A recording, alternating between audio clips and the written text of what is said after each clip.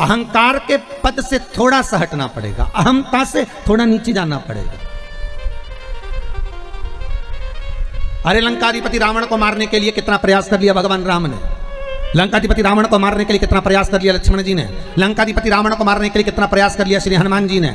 भगवान राम बाणों पर बाण चलाते रहे पर रावण के प्राण नहीं छूटते थे। तब राम जी महाराज ने उस समय पर श्री हनुमान जी से पूछा, हनुमान तू शंकर का अवतार है, मैंने तुझे इसलिए रखा मेरे साथ में कि शिव मेरे साथ में रहना चाहिए, तू बता कि रावण कैसे मरेगा। हनुमान जी बोले, मैं रुद्र का अवतार हूं, सत्य कहता हूं कि इसके हृदय में जब तक शंकर का नाम जाप चल रहा है इसको कोई नहीं मार सकता, ये पक्का है। तो एक काम ऐसा करो कि इसके हृदय से शिव निकल जाए, इसके हृदय से शंकर बाहर हो जाए, तब जाकर तो इसके प्राण छूटेंगे। तब तुरंत हनुमान जी महाराज बोले कि प्रभु अब आपको क्या बताऊं कि मैं अगर लंकाधिपति रावण के सामने खड़ा रहूंगा तो ये रावण मरने वाला तो नहीं है, क्योंकि मैं स्वयं शंकर का एक अवतार हूं और मैं शिव का अवतार रावण के सामने जब तक है तब तक यमराज की तो हिम्मत नहीं है कि यहां आकर खड़ा हो जाए।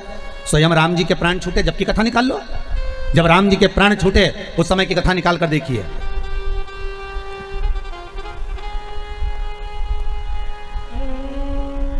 दुर्वासा बाबा ने आकर कह दिया, तुम्हारे ये तारीख, ये तिथि, ये पल आखिरी है, तुम्हें प्राण छोड़कर वापिस परम धाम आना है राम। ये शब्द को लक्ष्मण जी ने सुन लिया था तो लक्ष्मण जी का त्याग करना पड़ा था। सुनिए ना कथा, लक्ष्मण जी का त्याग कर दिया। राम जी ने निकाल ली तारीख, तिथि, पल, घड़ी कि इतनी बजे मुझे प्राणों को त्यागना है। और श्री राम जी महाराज सरयू घाट पर पहुंच गए और सरयू जी के तट पर जैसे ही राम जी महाराज पहुंचे और राम जी ने पहुंचकर तुरंत आवाहन करा यम का, हे यम आओ, हे मृत्यु देवी आओ और मुझे लेकर जाओ, मैं जाना चाहता हूं, आज मेरा पल, मेरी घड़ी, मेरा क्षण आखिरी है, ले जाओ मुझको। यमराज आया, वापिस चले गया, यम के दूत आए, वापिस चले गए। राम जी देख कर आए, नीचे तो आओ,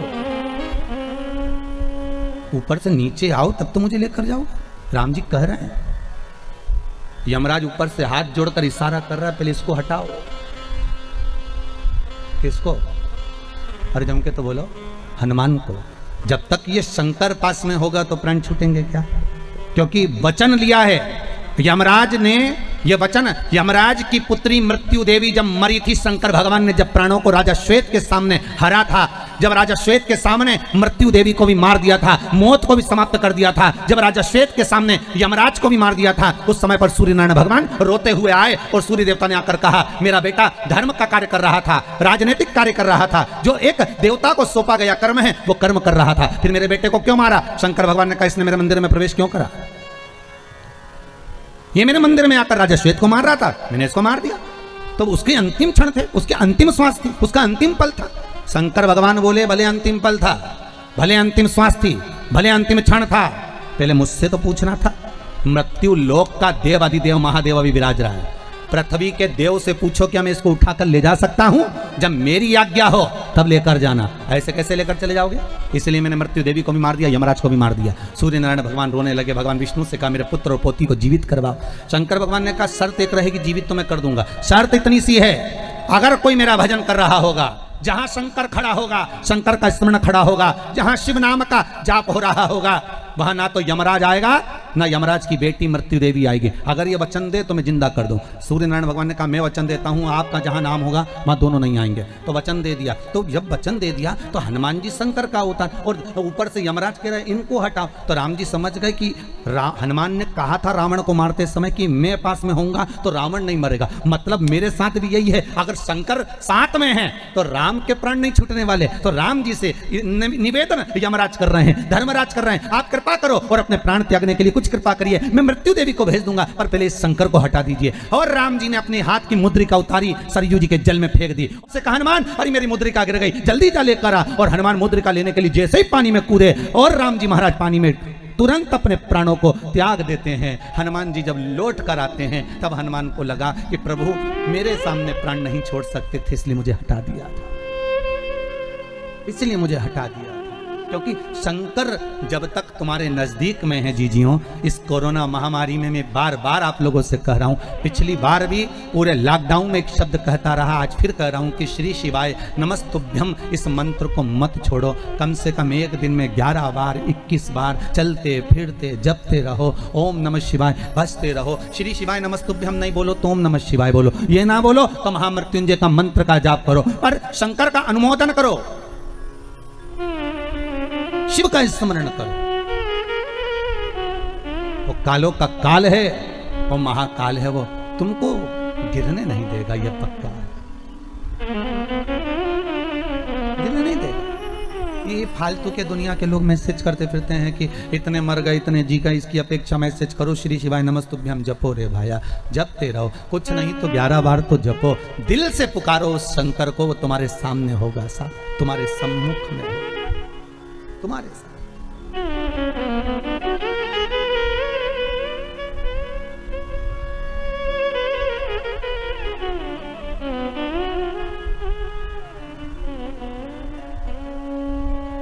करो अनुष्ठान दिल से, देखो औषधि खाओगे तो थोड़ा तो फर्क पड़ेगा। अरे बोलो तो सही है कि गलत है? वो वैक्सीन लग रहा है, कम से कम उससे दवाई शरीर में रहेगी तो फेफड़ों पर तो कोरोना का असर नहीं पड़ेगा, इसलिए तो वैक्सीन लगाई गई। तो यही समझ लो कि एक वैक्सीन शंकर के नाम की है, जो एक बार लग जाएगी तो थोड़ा थोड़ा आराम लगना प्रारंभ होगा। शिव नाम में वो तत्व है। मुद्रिका जब सरयू जी में गई तब राम जी महाराज ने अपने प्राणों को त्यागा है। अगर शंकर पास में होते तो प्राण नहीं छोड़ पाते।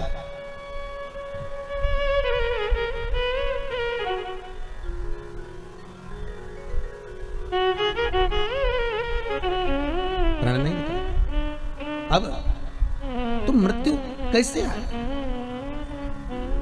ये प्राण चरण का प्रहार लगा, संत की शरण में शनि महाराज गए। शनि महाराज ने देव ऋषि नारद से कहा, फिर निवेदन है, आप नहीं कुछ कर सकते तो उस सतगुरु का स्मरण कर लो। जैसे शनि महाराज को लगा कि मेरे पांव में चोट लग गई, मेरा पांव टेढ़ा हो गया, मेरा पांव अब काम नहीं कर रहा, मैं एक पांव से कैसे चल पाऊंगा, तब शनि महाराज को लग गया कि अब कोई नहीं बचा सकता, अब कोई सदगुरु ही चाहिए, अब ही चाहिए, अब किसी गुरु की शरणागति ही चाहिए। और ऐसे समय में कई बार ऐसा भी होता है कि हम गुरु तक नहीं जा पाते, कभी कभी ऐसा भी होता है कि हम गुरु के पास नहीं पहुंच पाते, कभी कभी ऐसा भी होता है कि हम गुरु के नजदीक नहीं पहुंच पाते। जैसे द्रौपदी का चीर खींचा जा रहा था, रो रही थी द्रौपदी, आंखों से आंसू भरकर द्रौपदी ने भीष्म पितामह से कहा, मैं तुम्हारे घर की बहू हूं, तुम तो लाज बचाओ। भीष्म पितामह कहते हैं, मैंने दुर्योधन के घर का अन्न खाया है, जैसा खाया अन्न वैसा हो गया मन, जैसा पियो पानी वैसी हो गई वाणी, जैसा पियो दूध वैसा बन गया बुध। गाय का दूध पियोगे तो गाय जैसे निर्मल रहोगे, थैली का दूध पियोगे तो थैली जैसे हो जाओगे, डब्बे का दूध पियोगे तो गोल हो जाओगे। इसलिए गौ माता के दूध का पान का वर्णन किया गया। अन्न का बड़ा प्रभाव है महाराज जी, बहुत ध्यान रखना पड़ता है अन्न खाने वालों को।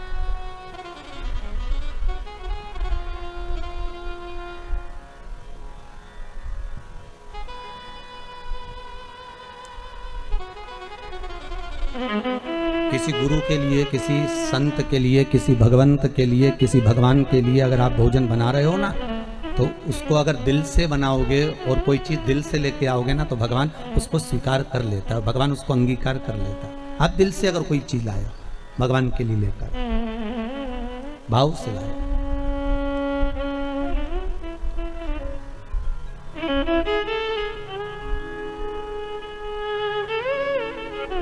अब दुर्योधन तो बैठा है, दुशासन चीर खींच रहा है, द्रौपदी रोती बिलकती धृतराष्ट्र गांधारी के सामने जाकर खड़ी हो गई, कोई नहीं बचाया। आखिरी में द्रौपदी गुरु द्रोणाचार्य के पास में गई, मैं आपकी चेली हूं, आपने मुझे गुरु मंत्र दिया। कोई साथ नहीं देता, पर जिस गुरु ने मंत्र दिया है वो तो साथ देगा ना, आप तो साथ दो। गुरु द्रोणाचार्य मुस्कुराते हुए कहते हैं, द्रौपदी इस सभा में जितने बैठे हैं कोई तेरा साथ नहीं देगा, मैं भी तेरा साथ नहीं दूंगा, क्योंकि मैं गुरु हूं।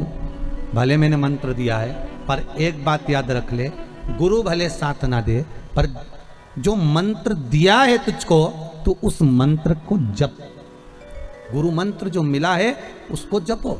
हम आपसे फिर कहें तुम्हें शिव पुराण याद रहे ना रहे, आप शंकर की कथा, कई लोग ये भी पूछते हैं कि गुरुजी हम शिव पुराण सुनेंगे और आप कहते हो कि शिव पुराण सुनना चाहिए, तो जब हमारे प्राण छूटेंगे तो जब तक तो शिव पुराण हम भूल ही जाएंगे, तो फिर प्राण छूटेंगे जब तक तो शिव पुराण शरीर में रहेगी ही नहीं, फिर मतलब क्या पुराण सुनने से? और आखिरी में कौन पुराण सुनाएगा? फिर तो गरुड़ पुराण सुनाएंगे, फिर कौन शिव पुराण सुना रहा? तो आपका क्या कहना है गुरुदेव? अगर मृत्यु के क्षण पर प्राण छूटते समय शिव महापुराण की कथा नहीं याद रही तो उसका मतलब क्या? फिर सुनने से आनंद क्या? अरे भैया शास्त्र कहता है 1 महीने पहले 15 तारीख को आपने क्या खाया था, आपको याद है क्या? अरे मुंह से तो बोलो नहीं। 20 तारीख को क्या खाया था 1 महीने पहले, आपको याद है क्या? नहीं।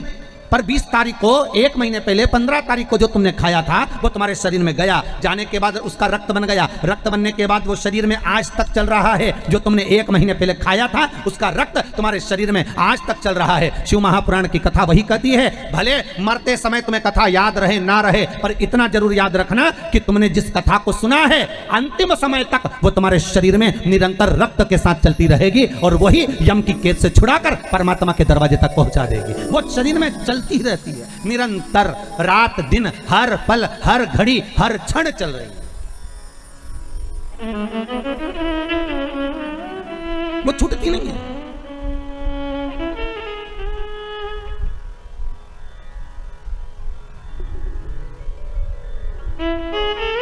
वो मिलती है तो एक बार अगर मिल गई, औषधि चली गई शरीर में, फिर औषधि का काम है कितना असर करना है, ये तो औषधि दिखाती है। औषधि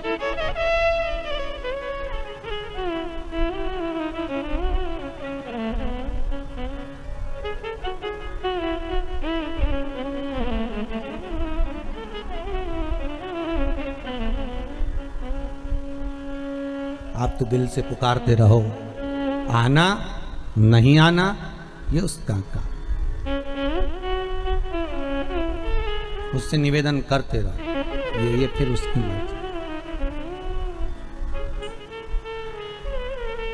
अच्छा इतनी बड़ी कोरोना महामारी में करोगे भी क्या? डॉक्टर अपना काम कर रहा होगा, आईसीयू में ऑक्सीजन अपना काम कर रही होगी, वेंटिलेटर अपना काम कर रहा होगा, डॉक्टर सिस्टर अपना काम कर रहे होंगे।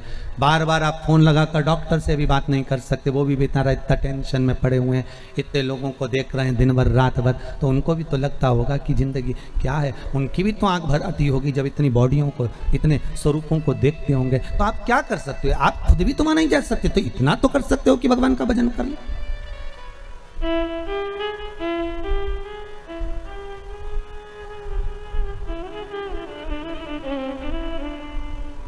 इतना तो नहीं बात सकते, और कुछ नहीं तो वो रुद्राक्ष महोत्सव का वो एक लाइन याद करी हुई ध्यान में आप बोल सकते, अंत समय प्रभु आना पड़ेगा, अंत समय प्रभु, बोलो तो, अंत समय आना पड़ेगा, अंत समय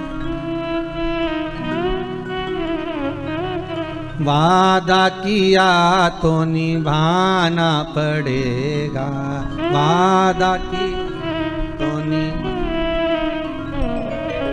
आए ना आए प्रभु कुटुंब कबीला, आए ना आए प्रभु कुटुंब कबीला, अंत समय प्रभु आना पड़ेगा, अंत समय प्रभु वादा किया तो निभाना पड़ेगा, वादा। बस भगवान वही वही क्षण, आप कथा सुनो, श्रवण करो, वो याद रहे ना रहे, भले आप भूल गए पर वो है शरीर के अंदर, जिससे खाया हुआ शरीर में रक्त बनकर चल रहा है। शिव महापुराण हर पल, हर घड़ी, हर क्षण चल रही है, पर उसमें दिखावा नहीं होना चाहिए। जैसे ये छविकृति राजा की जो कथा चल रही है, ये वही कथा चल रही, दिखावा नहीं होना। 2 तरह के व्यक्ति होते हैं, होटल में जाते हैं खाना खाने के लिए, होटल में जाते हैं नाश्ता करने के लिए, समोसा खा लिए 2, 4-5 लड़के, 4-5 मित्र, एक ने कोल्ड ड्रिंक की बोतल ले ली, एक ने समोसा ले लिया, एक ने इमरती ले ली, एक ने भजिया, एक ने दूध ले लिया, एक ने चाय पी ली, सब ने खाया पिया, और एक व्यक्ति उठकर गया काउंटर पर, जल्दी से जेब में से पर्स निकाला, पैसे निकाल कर देने लगा। ले साहब कितने का हिसाब हुआ? सबका हिसाब बताओ कितने का हुआ? साहब 52 रुपए हुए हैं, काट लो, ये लो पैसे। अब एक व्यक्ति वो है जो तुरंत उठकर गया और पैसे दे दिया, और एक व्यक्ति वो 4-5 जो खा रहे थे ना, वो बाद में आए, अरे रुक, हम दे रहे हैं, रुक जा, अरे रुक तो सही, अरे 2 मिनट रुक तो सही, मैं दे रहा हूं ना। अरे देने वाला है तो दे, नहीं दे, निकालो दे, पर नहीं वो इतना ही बोलता रहेगा, बार बार जेब में हाथ डालेगा, अरे रुक, तू रुक तो सही है, अभी रुक, मैं अभी निकाल रहा हूँ, तो दे रहा हूँ, अरे रुक, दुकान वाले लेना मत हो, रुक, और ये कह दे, और अभी रुक 2 मिनट, 1 घंटे तक तो जेब में से खींच रहा है, रुक तो। इतने में बोला, भैया काट ले यार, इसकी मत सुन तो काट कुटा ले, 52 रुपये तो हुए, काट ले। एक व्यक्ति वो होता है जो तुरंत गया, निकाले और दे दिए, और एक व्यक्ति वो होता है कि मैं देता रहा हूँ, देता रहा हूँ, देते रहा। इसी तरह 2 तरह के भगत होते हैं, एक वो जो भगवान की भक्ति में बैठ जाता है भगवान को रिझाने के लिए, उससे किसी से मतलब नहीं होता, और दूसरा जगत भर में डोंडी पीट कर कहता है मैं तो रोज आधे घंटे भगवान को पूजन करता हूँ, मैं तो मंदिर जाता हूँ, मैं तो अगरबत्ती लगाता हूँ, मैं तो हनुमान चालीसा का पाठ करता हूँ, मैं तो ये वाली माला जपता, मैं तो वाली माला जपता। जितने महाराज मिलेंगे सबको अपनी स्टोरी सुनाएगा, मैं तो भैया रोज मंदिर जाती हूँ, मैं तो 15 मिनट जाती, मैं तो 1 लोटा पानी लेकर जाती, मैं तो ये करती, मैं तो वो करता, मैं तो ये करता। एक वो होता है जो जगत भर में डोंडी पीटता फिरता है कि मैं कर रहा, मैं कर रहा, मैं कर रहा, मैं कर रहा। ये उसी में कहा है कि मैं दे रहा, मैं दे रहा, मैं दे रहा, तो देनी दे दे जा।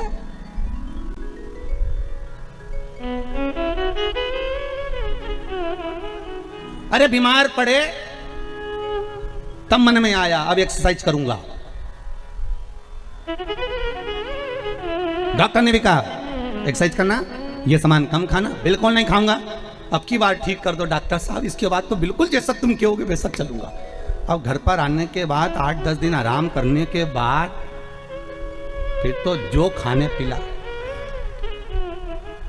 फिर तो पत्नी भी कह रही है थोड़ी योगा मोगा कर लो, एक्सरसाइज तू करिए जा, मेरा शरीर दिख रहा है योगा के लायक, तो खा लो, जा खा, शरीर ना दिख रहा है। जब बीमार पड़े तब भगवान की याद आई, डॉक्टर साहब जैसा कहोगे वैसा करूंगा, एक बार सही कर दो फिर तुम्हारी सुनूंगा, तुम जैसा बोलोगे फिर तुम मास्क लगाने की बोलोगे तो मास्क लगाऊंगा, सैनिटाइज का बोलोगे वैसा करूंगा, सोशल डिस्टेंसिंग का बोलोगे तो पीछे आखिरी में जाके पेड़ पे बैठ जाऊंगा, तुम बोलो तो सब। और जब अच्छे थे तब कई लोग शहरों में गांवों में बिना मास्क के घूम रहे हैं, वो इस भाव में घूम रहे हैं कि हमें कोई बीमारी नहीं है। तुम्हें बीमारी नहीं है पर घर वालों के लिए दूसरे की बीमारी लेकर क्यों आ रहे हो? कोरोना केवल एक ऐसी बीमारी है जैसे बाजार में से सब्जी खरीद कर लाते हो, किराने की दुकान से किराना खरीद के लाते हो, दूध की दुकान से दूध खरीद कर लाते हो, उसी तरह कोरोना की बीमारी है। ये कोरोना बीमारी एक ऐसी है, इसको आप लेने जाओगे तो आएगी, अगर नहीं लेने जाओगे तो नहीं आएगी। बस अंतर इतना है कि इसको लेने जाना तुम छोड़ दो। तुम क्यों जा रहे हो चौराहे पर? तुम्हें कौन कहे कि तुम बाजार घूमने जाओ? थोड़े दिन घर में बैठ के हरिगुण गाओ, 4 बजे से 7 बजे तक शिव महापुराण की कथा है, बस योर वाला महाराज की ने पांडे तारा से, पांडे तारा ही है ना, हाँ बस तो कथा सुनो, स्मरण करो, 3 घंटा कथा का भगवान भजन करो, और कथा अच्छी लगे तो सुनो, नहीं तो तुम्हारे हाथ में रिमोट रखा है ना, महाराज चेंज कर दो। टीवी पे तो घना महाराज आए, 2 मिनट में चेंज, दूसरा पकड़ लो कि ये महाराज आई दिया, चलो दूसरा महाराज देखेंगे, और महाराज नहीं आए तो कहीं की न्यूज देख रहे। पर कथा सुन लोगे तो तुम्हारी न्यूज नहीं बनेगी, ये पक्का, ये तो पक्का। कथा सुन लो, बस स्मरण कर लो, महाराज राम नाम के हीरा मोती में बिखलाऊं गली गली, ले लो रे कोई राम का प्यारा, आगे क्या है, शोर मचाऊं गली गली। ये तो बिखेर रहा है, कहीं योग बना होगा भगवान का जो मिल रहा है,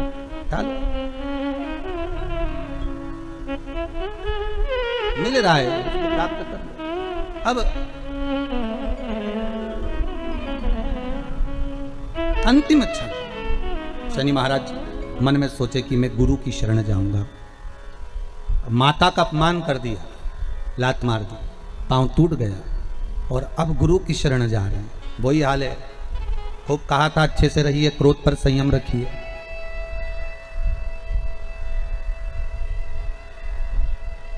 आंधी और क्रोध समाप्त होने के बाद पता चलता है कि नुकसान कितना हुआ है। ध्यान रखिएगा जरा, क्या क्या चीज जम के बोलो जरा। आंधी और क्रोध समाप्त हो जाते हैं तब पता चलता है कि नुकसान कितना हुआ है। आंधी आती है, हजारों मकान छपड़ा सबको उड़ाकर चली जाती है, सबको नष्ट कर कर चली जाती है। और क्रोध आता है, 10 मिनट का, 5 मिनट का, 15 मिनट का क्रोध सब घर को अस्त व्यस्त कर देता है। पत्नी, बच्चे, बड़े, सबको। पत्नी को क्रोध आता है तो पति, बच्चे, सबके ऊपर असर करता है। और पति को आया तो वो भी यहीं से मतलब नहीं होता, सब जगह, सब जगह।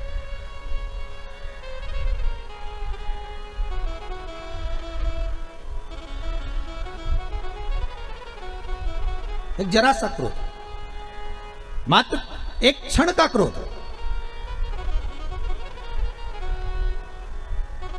अब एक बहुत सुंदर प्रसंग था कि एक ऑफिस से एक भैया आ रहे थे, उनको घर पर से एक पत्नी से झगड़ा कर कर आ रहा था। और झगड़ा कर कर आया और उसने झगड़ा करते करते जैसे बाहर निकला तो सामने कुत्ता बैठा, तो उसमें एक लात दी धर के गुस्से के कारण। कुत्ता भागते भागते गया तो दूसरे व्यक्ति को काट लिया। दूसरा व्यक्ति बेचारा ऑफिस जा रहा था, उसको इतनी गुस्सा आ रही थी कि जैसे ही ऑफिस में पहुंचा, एक मैडम ने गलत काम कर दिया तो एक थप्पड़ धके दिया। मैडम को इतना गुस्सा आया कि सर ने मुझे मार दिया। वो एक असिस्टेंट आया, उसके लिए चाय लेकर, उस पर गुस्सा हुई, मैडम ने मुँह दिया था। असिस्टेंट के लगा, बताओ मैडम ने मुझे मार दिया। वो अंदर गया, अंदर जाकर उसने कहा 4 लोगों में मेरी इज्जत खराब कर दी। उसने तेल डाला, नहीं मर गया। अब बताओ गुस्सा किसका था? देखिए जरा, अंदाजा लगाइए, गुस्सा किसका था, क्रोध किसका था? अंदाजा लगाओ जरा। क्रोध दूसरे का, और दूसरे ने मारी लात किसको? कुत्ता को, गुस्से में। कुत्ता काटा दूसरे को, दूसरा गया दूसरे के पास। एक जरा सा क्रोध में ना जाने कितने लोग हिल गए और अंत में बर्बादी का केंद्र बन गया।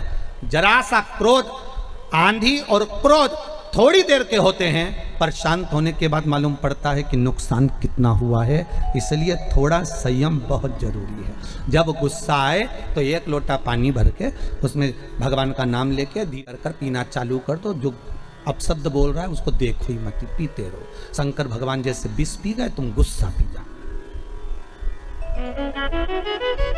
पर तुम्हारी आदत है ना महाराज, खाए बिना रह जाऊं। पर देखो माता कितनी जल्दी बोली, बोले बिना नहीं। हम तो बोले ही नहीं, जवाब तो इन्होंने दे दिया तुरंत। हम तो बोले नहीं कि खाया बिना रह जाऊं, पर बोले बिना नहीं रह सकते, इसलिए जवाब तो दूंगे चाहे कुछ भी हो जाए। बोले बिना, अरे क्यों?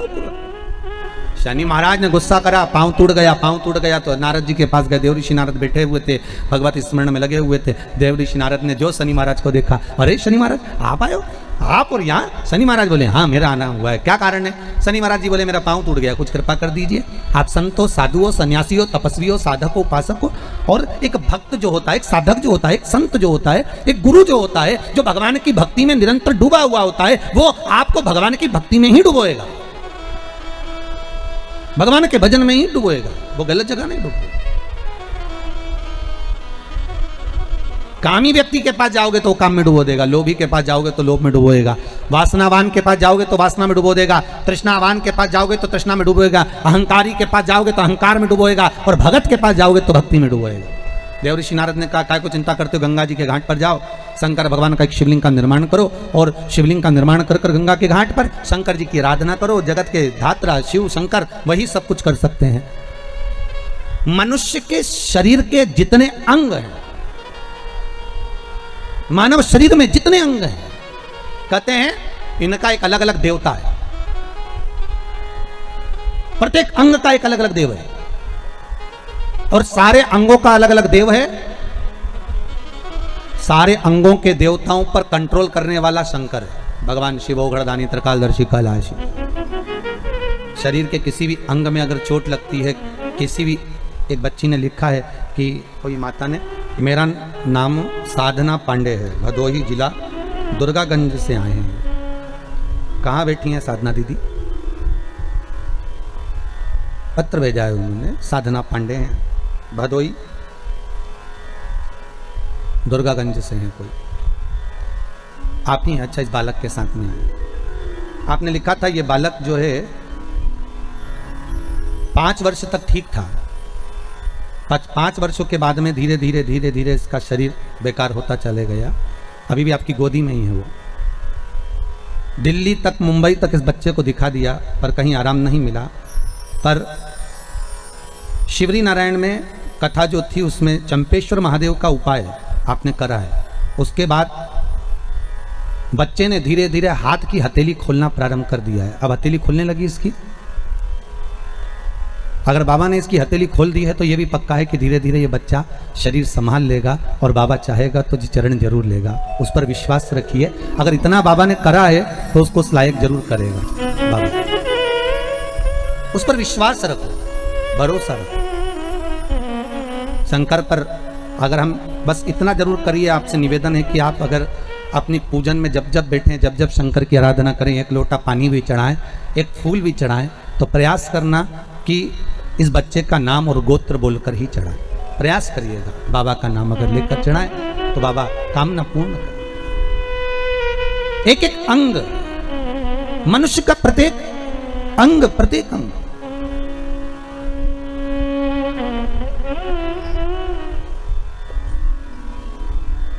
ऐसा कोई अंग नहीं जिसका कोई देव नहीं। जैसे गौ माता के प्रत्येक अंग में भगवान विराजमान है, मनुष्य के भी प्रत्येक अंग में भगवान विराजमान है। ऐसा नहीं है कि मनुष्य के अंग में नहीं है। हो, आप लोग शास्त्र को उठाकर देखिए, आपको मालूम पड़ेगा कि मानव के एक एक अंग में, यहां तक हमारे देवी देवताओं की जब प्राण प्रतिष्ठा होती है, देवी देवताओं को जब प्राण दिया जाता है तो ब्राह्मण मंत्र बोलते हैं। एक एक देवी देवता का मंत्र का स्मरण कर कर, एक एक देवी देवता के मंत्र का अनुमोदन कर कर, नेत्रों के देवता का, कंधे के देवता का, घुटने के देवता का, जंघा के देवता का, एक एक देवता का स्मरण कर कर उसमें प्राण दिए जाते हैं। जब देवताओं का एक एक अंग में एक एक देव का वास है तो मनुष्य के प्रत्येक अंग में एक एक देव का वास है। हमें करना क्या है? जो अंग हमारा गड़बड़ हो जाए, लीवर गड़बड़ हो गया, अगर किडनी गड़बड़ हो गई तो पहले उस देवता को निकालो कि इस लीवर और किडनी में देवता कौन सा बसा हुआ। किसी ब्राह्मण से पूछो कि बताओ कि इस किडनी में, इस लीवर में देवता कौन सा है, और उस देवता का स्मरण कर कर शंकर से जोड़कर उसका अनुमोदन करना चालू करो। धीरे धीरे उसका जब भाग मिलना प्रारंभ हो जाएगा, अपने आप नगर पालिका में नल का बिल जमा करना चालू कर दोगे तो नल चालू हो जाएगा, लाइट का बिल जमा करना चालू कर दोगे तो लाइट चालू कर देंगे। नहीं तो कोई तुमको लाइट का कनेक्शन देगा क्या? अरे बोलो तो, नल बंद कर देंगे, लाइट बंद कर देंगे। तुम उसका बस बिल जो दे रहे हैं, हमने लाइट वाले का बिल दिया तो उसने लाइट चालू कर दिया, नल वाले का बिल दिया तो नल चालू कर दिया, टैक्स जमा कर दिया तो सब कार्य सफल होने लगे। उसी तरह एक एक स्थान का एक एक देवता है, लीवर का, किडनी का, अर्थात कंधों का, इस टखने का, जंघा का, एड़ी का, पंजे का, कहुनी का, नेत्रों का, श्रवण शक्ति का, जिह्वा का, एक एक देव है। उस देव का स्मरण करना प्रारंभ करिए कि वो देव कौन सा है।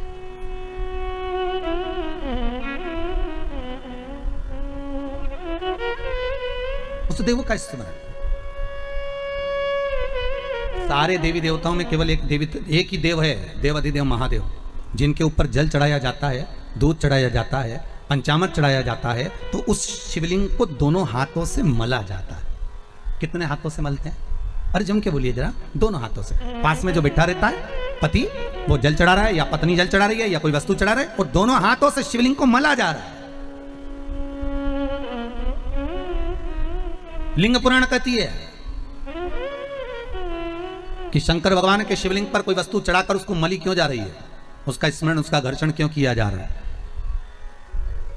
तो लिंग पुराण कहती है कि शंकर पर जो पदार्थ हमने चढ़ाया है, जो वस्तु चढ़ाई है, जो दूध चढ़ाया, जो दही चढ़ाया, जो पंचामृत चढ़ाया, उसका जब हम घर्षण करते हैं, शंकर का शिवलिंग में संपूर्ण शिव जी का श्री विग्रह विराजमान होता है। तो हमारे रोग, हमारी बीमारी किस जगह पर है? जब हम शंकर के शिवलिंग का घर्षण करते हैं तो उससे हमारी बीमारी धीरे धीरे समाप्त होने लगती है, धीरे धीरे समाप्ति।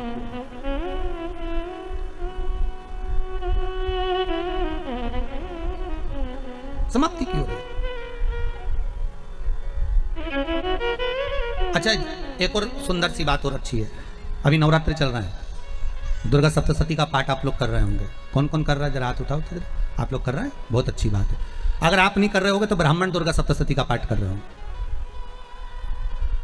उस दुर्गा सप्तशती के पाठ में एक एक जगह पर एक एक स्थान पर देवी का स्थान बताया है। आप लोग अगर सुने होंगे, पढ़े होंगे, तो उसमें बताया गया है, हे मैया मेरे इस अंग की रक्षा करो, हे भवानी मेरे इस अंग की रक्षा करो, हे माँ मेरे इस अंग की रक्षा करो, हे भवानी मेरे इस अंग की रक्षा करिए, हे माँ आप मेरे नैनों की रक्षा करिए, हे माँ आप मेरी श्रवण शक्ति की रक्षा करिए, हे माँ आप मेरी जिह्वा की रक्षा करिए, हे माँ आप मेरी जंघा की रक्षा करिए। आया कि नहीं आया? जब दुर्गा सप्तशती में एक एक स्थान का महत्व आया है कि इस जगह पर ये देवी का स्मरण करेंगे तो माँ मेरी कल्याण करेगी, माता मेरा उद्धार करेगी, बस उसी भाव में, उसी स्थान को। शंकर के शिवलिंग में भगवान शिव का संपूर्ण विग्रह, संपूर्ण। और जब शंकर का संपूर्ण विग्रह है तो हम बाबा से अनुमोदन क्यों ना करें? अभी दुर्गापुर के पहले फुसरो में कथा थी, फुसरो झारखंड में। तो एक बात हमने कही थी फुसरो की कथा में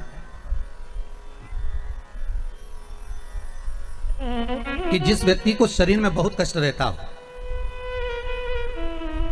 बहुत ज्यादा कष्ट अगर शरीर में रह रहा हो, तो मक्खन, थोड़ा सा गाय के दूध का माखन निकालकर शंकर के शिवलिंग पर जो व्यक्ति बीमार रहता है उस व्यक्ति का स्पर्श कर। अभी तो खैर कोरोना महामारी चल रही है तो मंदिर भी सारे बंद हैं, पर प्रयास करा करो उस मक्खन का लेपन, जब यह कोरोना महामारी समाप्त हो जाए तब माखन का लेपन शंकर के शिवलिंग पर करना प्रारंभ करो, श्री बिजलेश्वर महादेव का नाम लेकर। कौन से महादेव का नाम लेना है? श्री बिजलेश्वर महादेव।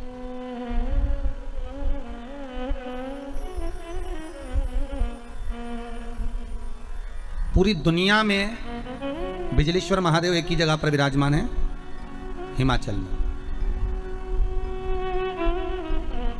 मनाली के पास। पूरी दुनिया में शंकर जी का एक ही मंदिर है जहां पर बिजली गिरती है शिव जी के शिवलिंग पर और शिवलिंग के टुकड़े हो जाते हैं। फिर उस मनाली में एक परिवार ऐसा है जिसके पांव नहीं है, वो बिना पांव का व्यक्ति पूरे मनाली में से मक्खन मांगता है दान में कि बाबा के शिवलिंग के टुकड़े हो गए। फिर वो चढ़ता चढ़ता ऊपर जाता है, धीरे धीरे घसीटता चलता हुआ जाकर बिजली महादेव का एक एक पत्थर उठा उठाकर, शंकर जी का शिलाखंड उठा उठाकर उसको मक्खन से जोड़ता जाता है, मक्खन से जोड़ता है। उसके बाद में फिर हाथी के पांव से भी तुड़वाओ, सूंड से भी तुड़वाओ तो वो शिवलिंग नहीं टूटता, मात्र मक्खन से ऐसा चिपक जाता है। वो बिजली महादेव है। शंकर की आराधना में ढोंग नहीं चाहिए, शंकर की आराधना में प्रपंच नहीं चाहिए। शंकर की हो गई गलती, कई बार शंकर की आराधना में गलती हो जाती है तो क्या शंकर रुष्ट होंगे? नहीं। शंकर अगर देख लेंगे कि 50 दिन अच्छा काम करा है इसने, एक दिन गलती भी कर दी तो बाबा स्वीकार कर लेगा। पर बाबा से बस मन आपका पवित्र होना चाहिए, इच्छा आपकी पवित्र होना चाहिए, आपके भीतर अहंकार, काम, लोभ, विषय, वासना, आसक्ति, तृष्णा, अहंकार नहीं होना चाहिए। भगवान उसको स्वीकार कर लेगा।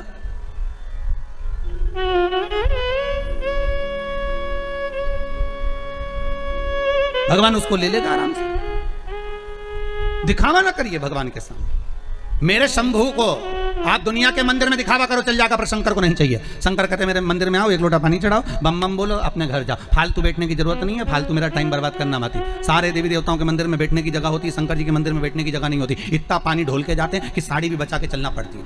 बैठने की तो जगह जाने दो वहाँ पर, शिव मंदिर में कहाँ बैठने की जगह होगी? चलो जाओ यहाँ से, काय को फालतू के बैठे हुए, टाइम बर्बाद कर रहे हो यहाँ पर, जाओ अपने अपने घर में। पार्वती जी कई बार शंकर जी से पूछती हैं, तुम आंख बंद करके बैठे रहते हो, दुनिया के लोग तुम्हारा दर्शन करने आते हैं, कम से कम देख तो लिया करो कौन आया। शंकर भगवान बोले फालतू की बात मत कर, मेरे को सब मालूम है, ये सब मानते हैं इसलिए आंख बंद करके बैठा रहता हूँ।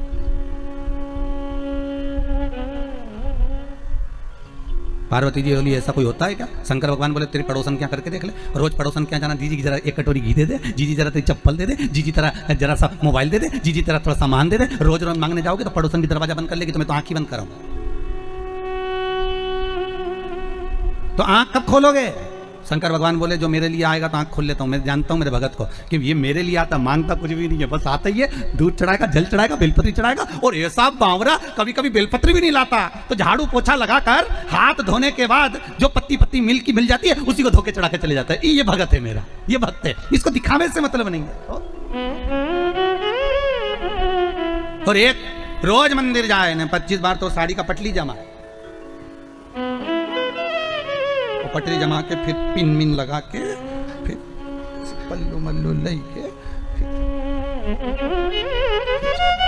और एक बास्केट उठा ले, उसमें लोटा भर पानी मानी सब धर के और इतनी बड़ी बिंदी लगा के ऐसी नोटंकी करके कि इसके बराबर कोई मंदिर नहीं जाए साहब, ये तो बड़ी धर्मात्मा, इसके बराबर कोई धर्मात्मा नहीं। बाप रे, रोज आए रोज मंदिर और ऐसी पूजन करे साहब, 2 घंटा तक तो माला लेने बैठी रहे। और इतने में कहीं की आवाज करते तो चिल्लाती भी है, उधर जाओ उधर जाओ।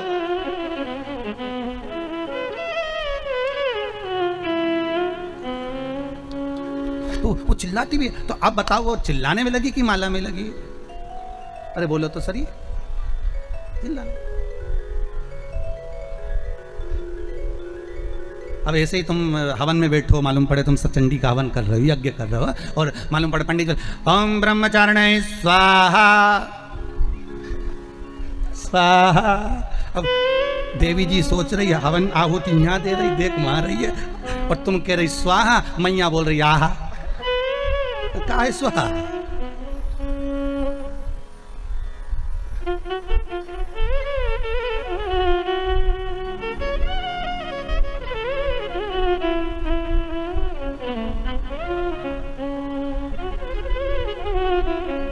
पति भी हवन में बैठा तो बोले, पत्नी से पूछ लिया चाय पी ली तुमने? वो पूरा साज सजा के हो, हमारे पाँव से ऐसा बैठे तो यहाँ तकिया फंसा है, और सामान रखो करके स्वाहा स्वाहा। माता रानी भी सोचे रही मेरा हवन कर रही, मुझे ही देख ले।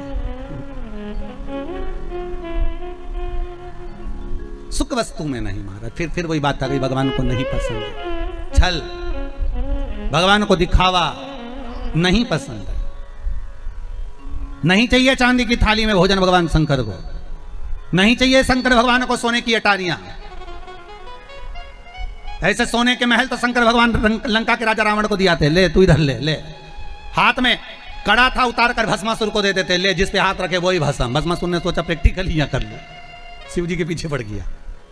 शंकर भगवान भागे भगवान विष्णु के पास पहुंचे। भगवान विष्णु ने पूछा क्या हो गया? कि भस्मासुर आ रहा है। तो क्या उसको वर किसने दिया? तो कि मैं नहीं दिया। तो किसको भस्म करने आ रहे? तो कि मेरे को ही आ रहा है। भगवान विष्णु बोले थोड़ा तो विवेक से काम करा करो, हर किसी को हर कोई सा आशीर्वाद दे देते। शंकर भगवान बोले हमारा नाम भोला, हम तो भोला, इसलिए तो नाम भोला पड़ा कि हर कुछ को हर किसी को जो मन पड़े वो वर दे दे। एक चोर शंकर जी के मंदिर में चोरी करने गया, स्टूल नहीं था, टेबल नहीं थी, कुर्सी नहीं थी, शंकर जी के शिवलिंग पे ही चढ़ गया। शंकर जी वहीं प्रसन्न हो गए, मांग तुझे क्या चाहिए? उसने कहा भोलेनाथ कभी तो प्रसन्न नहीं हुए, शिवरात्रि पे सावन में कभी प्रसन्न नहीं हुए, आज कैसे हुए? शंकर भगवान बोले लोग जल चढ़ाए धतूरा चढ़ाए, तू तो पूरा ही चढ़ गया, बड़ी कृपा करिए, इससे बढ़कर करुणा तो मांग ले, तेरे को क्या चाहिए? शिव बढ़ा गया, उसका नाम ही भोला।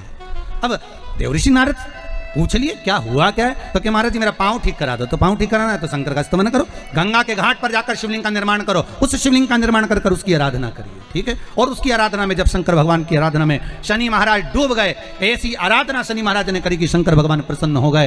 क्या मांगते हो शनि? शनि कहते हैं बस इतनी कृपा कर दीजिए, मेरा पाँव ठीक कर दीजिए। शनि तेरा पाँव तो ठीक कर दूंगा पर उसमें थोड़ी सी लचक रह जाएगी, चिंता मत करना, तूने मेरा अनुमोदन करा, जा तेरा कष्ट में हरता हूँ। शनि महाराज शिव जी से कहते हैं भोलेनाथ जो आपका नाम लेगा उस पर कभी शनि नहीं चढ़ेगा। अब दिक्कत ये हो गई कि ये छवि कृति जो राजा था ये शंकर की आराधना करने वाला, और शनि महाराज ने इसको मार दिया। कथा वहां चल रही है कि टेंशन ये कहां से आ गया कि शनि महाराज इसको कैसे मार सकते? जो शिव आराधना में डूबा हुआ था, बस गलती एक थी छवि कृति की, और वो गलती आपने भी करी होगी, इसलिए शायद शंकर नहीं मिले होंगे। और आपसे भी निवेदन है ये राजा छवि कृति की कथा को अपनी जिंदगी में उतार कर रखना, राजा छवि कृति की कथा को अपने जीवन में उतार कर रखना। किसने गलती क्या करी है वो गलती हमसे तो नहीं हो रही है, और हम उसको सुधार लें।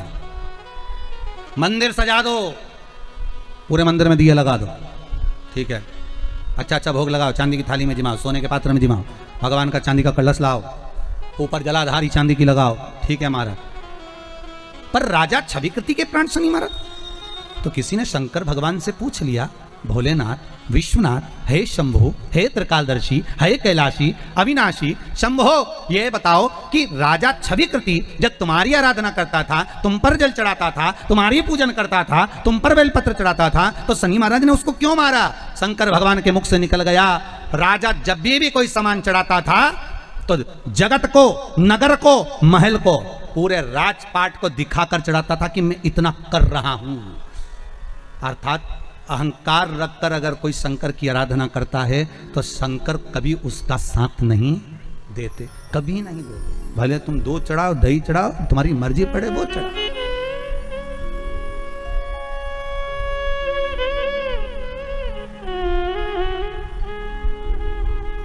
तुम्हारा मन पड़े वो चढ़ाइए। आप शिव की आराधना में अगर कुछ भी चढ़ा रहे हो तो शंकर को वो मतलब नहीं कि तुम क्या चढ़ाओ, शंकर को तो ये भाव चाहिए कि तुम दिल से समर्पित हो रहे हो, तुम दिल से चढ़ा रहे हो, तुम दिल से अनुमोदन कर रहे हो, तुम दिल से स्मरण कर रहे हो। शंकर को उन वस्तुओं के सुख से मतलब नहीं है, तुम्हारे वस्तु का सुख शिव को नहीं चाहिए। शंकर को तो केवल एक नाम स्मरण ही बहुत है। महाराज केवल नाम स्मरण। हे उज्जैनी के नरेश, हे कालों के काल महाकाल, हे त्रिकालदर्शी, है कैलाश, कभी कृपा करिए दाता, करुणा करिए दाता।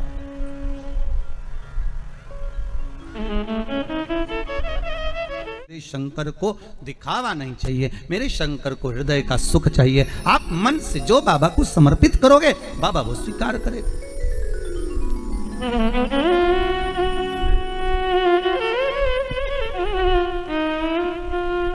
कोई तुम्हारे दिखावे की सामग्री शिव को नहीं चाहिए।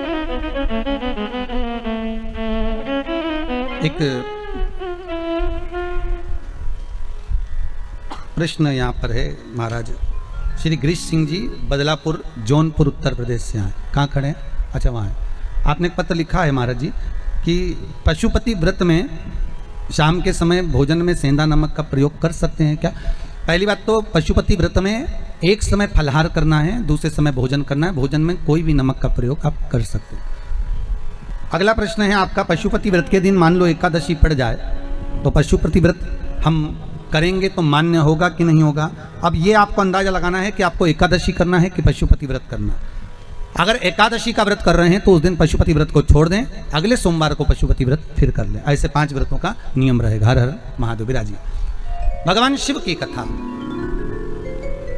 भगवान शंकर ओगरदानी त्रिकालदर्शी कैलाशी अविनाशी मेरा भूत भावन भूतेश्वर शिव की कथा कर। शंकर को जो हम दें वो प्रेम वश दें महाराज, स्नेह वश। शंकर को स्नेह से ज्यादा कुछ भी नहीं चाहिए। निर्मल मन सो मोहि पावा, मोहि छल छिद्र कपट ना भावा। शंकर को ना छल चाहिए ना कपट चाहिए, उनको तो केवल तुम्हारा नूतन मन, नूतन हृदय, निर्मल भाव चाहिए, केवल निर्मल।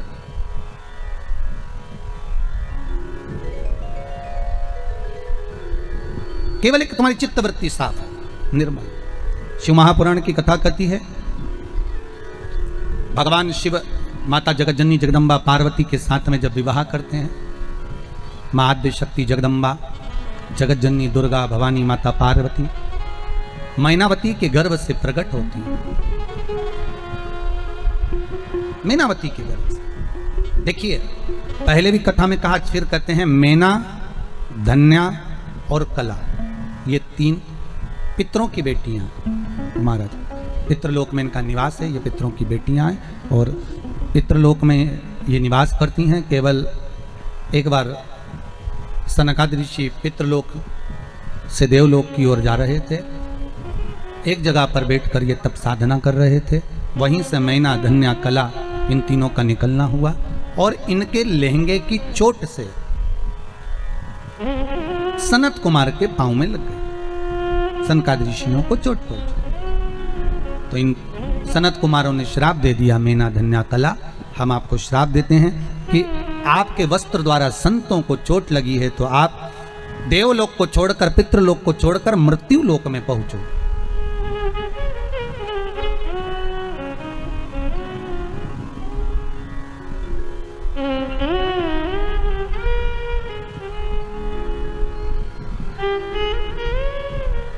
अब तुम्हें पितृलोक में नहीं रहना है, अब तुमको मृत्यु लोक में रहना है। तीनों देवियां रो पड़ी, आंखों से जल बहने लगा। सर्वाधिक सुंदर, अति सुंदर अगर कोई लोक है तो वह पितृलोक है। कौन सा लोक सुंदर है? पितृलोक बहुत सुंदर है। क्योंकि पितृलोक इसलिए सुंदर है क्योंकि नीचे मृत्युलोक में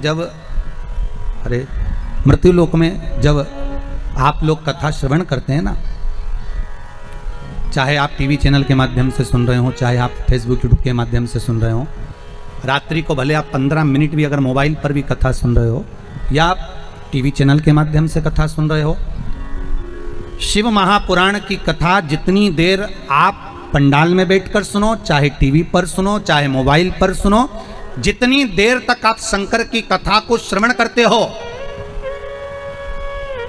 गर्ग संहिता कहती है, शिव महापुराण वर्णन करती है, गरुड़ पुराण कहती है, जितनी देर तक संसार का मनुष्य भगवान की भक्ति में डूबा रहता है उतनी देर तक पितृलोक में भगवान विष्णु अपने घर के पितरों के कंधे पर हाथ रखकर कथा का स्मरण करते हैं। उतनी देर तक भगवान विष्णु पितृलोक में निवास कर अपने पूर्वजों के पास बैठकर कथा के रस तत्व को ग्रहण करते हैं, कथा के रस तत्व को ग्रहण करते उतनी देर तक।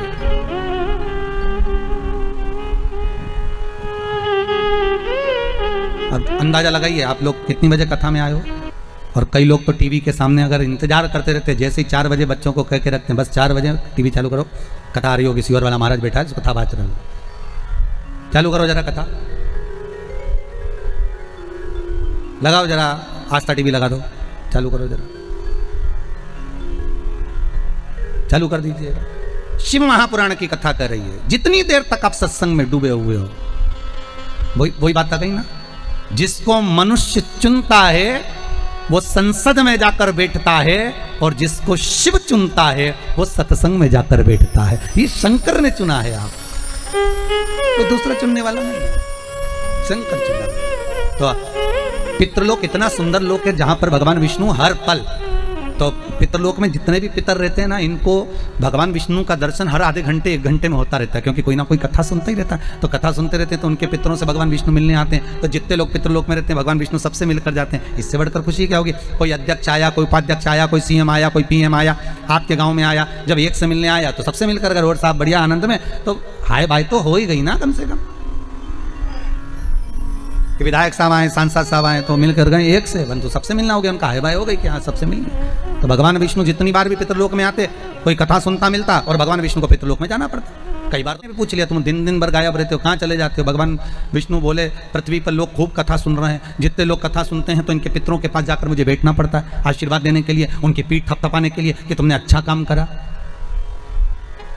तुमने निर्मल कार्य करा। उनकी पीठ थपथपाने के लिए मुझे बैठना पड़ता है, उनके स्मरण के लिए मुझे बैठना पड़ता है। अगर आज स्वर्गीय श्री राज बहादुर सिंह जी के ये पुत्र कथा करवा रहे हैं, तो स्वर्गीय श्री राज बहादुर सिंह जो पितृलोक में विराजमान होंगे और उनके साथ में उनके जो पूर्वज होंगे, दादा परदादा के भी स्मरण करने वाले जितने भी होंगे, उनकी पीठ पर स्वयं भगवान नारायण हाथ रखकर कह रहे होंगे कि तुम्हारे पुत्रों ने कोई अच्छा काम करा और एक सत्कर्म कर दिया।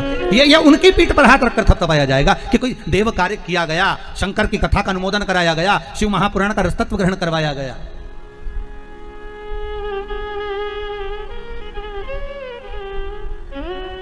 मेना धन्या कला कर रही है कि आप हमें पितृलोक से नीचे मत भेजिए, क्योंकि इस लोक में हमें रोज भगवान का दर्शन होता है। अगर हम भगवान का दर्शन कर पाते हैं तो पितृलोक में कर पाते हैं, नीचे जाएंगे तो हमें दर्शन कैसे मिलेगा। इसलिए हमको इस लोक में वापस भेज दीजिए। भगवान कहते हैं सनत कुमार ऐसा नहीं हो सकता, तुम्हें पितृलोक को छोड़ना पड़ेगा, मृत्यु लोक में जाना पड़ेगा। मृत्यु लोक में हम जाएंगे तो हमारा कल्याण कैसे होगा। भगवान ने तुरंत कहा, देवियों तुम जब मृत्यु लोक में जाओगे तो तुम्हारे गोद में 3 देवियां खेलेंगी। मैना की गोद में पार्वती,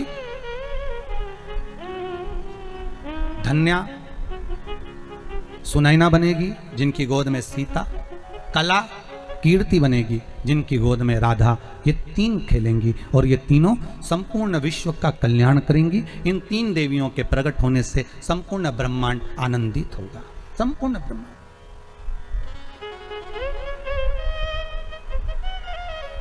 ये संपूर्ण ब्रह्मांड को आनंदित करने वाली है। ठीक है, तो मैना धन्या कला तीनों ने विचार कर लिया, अब चलते हैं पृथ्वी पर। भगवान ने जो मनुष्य का शरीर दिया है ना, बहुत अच्छे कार्य के लिए दिया है, बहुत सुंदर कार्य।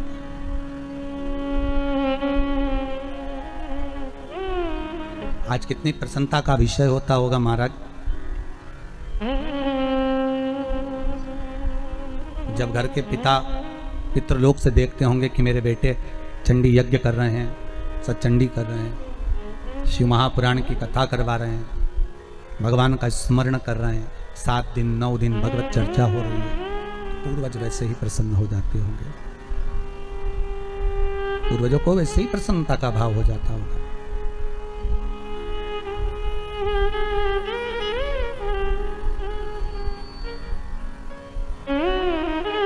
बड़े प्रसन्नता महाराज। एक बात अच्छे से सुन लीजिए, ध्यान रहेगा आपको। जब हमारे यहाँ पर बच्चा होता है ना, हमारे यहाँ पहले लड़का वगैरह होता है ना, तो ढोल बैंड बाजा बजता है। आपके गांव में ऐसा है कि नहीं पता नहीं, परंतु वो है ऐसा।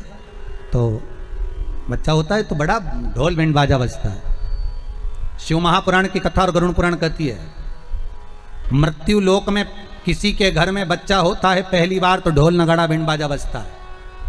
पितृलोक में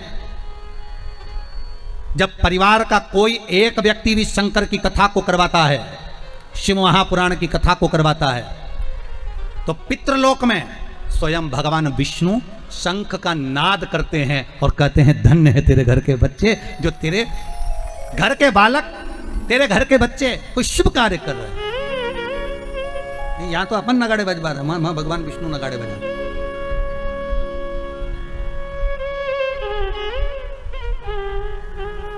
वह आनंद का भाव ही दूसरा महाराज। मैना माता की गोद में पार्वती मैया आ गई। पार्वती मैया सुंदर स्वरूप था मां का। नारद जी ने प्रसन्न भाव में कह दिया बालक होगा, इसको जो पति मिलेगा भस्मी रमाने वाला, जटाजूट बांधने वाला।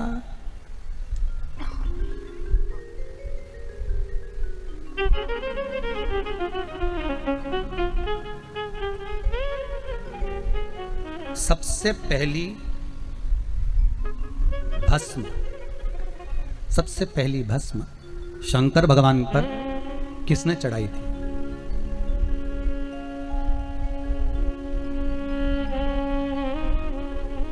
जल्दी उत्तर दो सब लोग मिलके। बोलो रे पांडे तारा वालों, अच्छे से बोलो जरा। सबसे पहली भस्म शंकर भगवान पर किसने चढ़ाई थी? शिव महापुराण की कथा कहती है एक संत हुए जिनका नाम था प्रनद। क्या नाम था? प्रनद। एक संत, वो शंकर की आराधना में डूबे रहते थे। कहते हैं उनकी आराधना का आनंद क्या था कि उस आनंद में प्रनद संत जो थे बड़े आनंद में डूबे रहते थे। कहते हैं शंकर का अनुमोदन करते थे तो केवल एक छोटा सा शिवलिंग सम्मुख में रखकर उस पर जल चढ़ाना, उस पर दूध चढ़ाना, उस पर स्मरण करना, अलग अलग वृक्षों की पत्तियों को लाकर उसे समर्पित करना। ये बात हमने पहले भी कथा में कही है कि आपके पास में अगर बेलपत्र नहीं है, मान लो आपके पास में अगर बेलपत्र नहीं है, तो शिव महापुराण की कथा कहती है कि आप अलग अलग वृक्षों की पत्तियों को लाकर भी शंकर को समर्पित कर सकते हो। कई माताएं कहती हैं गुरुजी हमारे यहाँ किसी व्यक्ति को बीमारी बहुत ज्यादा हो गई है तो हम शिव की आराधना कैसे करें? अरे शंकर का नाम जप कर लो साहब।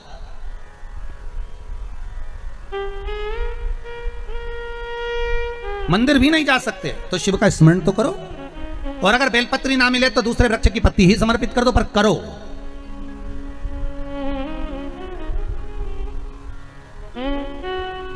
प्रणत का काम था रोज बस शंकर के आराधना में डूबना। कई वृक्षों की पत्तियां तोड़ कर ले आते, शिव जी को समर्पित कर देते। इन्होंने इतना भजन करा, इतना स्मरण करा, इतना स्मरण करा, इतनी भक्ति को धारण करा, इतनी भक्ति को धारण करा। महाराज शास्त्र कहता है जैसे पार्वती मैया ने भगवान शंकर को पति बनाने के लिए जो तप, जो साधना, जो आराधना करी है, जो तप साधना करी है, जो आराधना करी है, कहते हैं वैसी की वैसी ही तप साधना आराधना प्रणद ने करी, वैसी की वैसी तप साधना।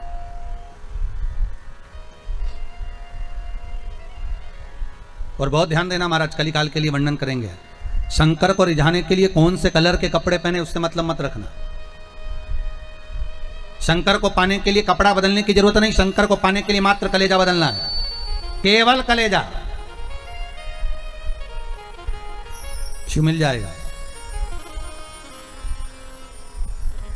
शंकर को पाना बहुत सरल, बहुत सरल।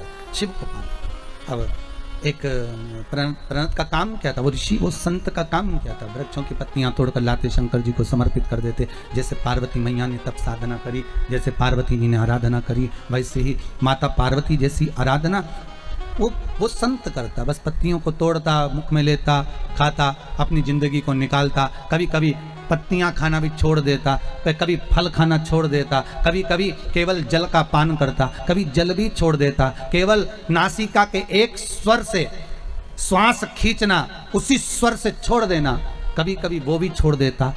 हजारों वर्ष शिव महापुराण की कथा कहती है, कई वर्षों तक उसने तप साधना करी, और ऐसी तप साधना उस ऋषि ने कर ली कि उसके सामने जितने जानवर आते, पशुधन आते, कोई सिंह आता, कोई हिरण आता, कोई जलचर, कोई थलचर आते, कोई भी उपद्रव नहीं मचाते। कहते उसके पास में आके सब मौन होकर शंकर का नाद करते, ओम अक्षर का स्मरण करते, सब शांति से डूबे रहे।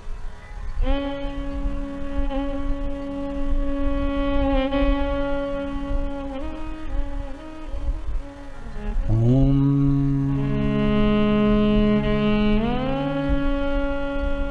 नमः शिवाय। ओम नमः शिवाय। ओम अक्षर के नाद में डूब गए। एक दिन प्रणत पत्तियों को खाने वाला वो संत, वो ऋषि फल और पत्ती के सिवा कुछ नहीं खाता था। शंकर भगवान भी उससे इतने प्रसन्न थे कि जब ये जल चढ़ाता था, शंकर जी सामने आ जाते थे।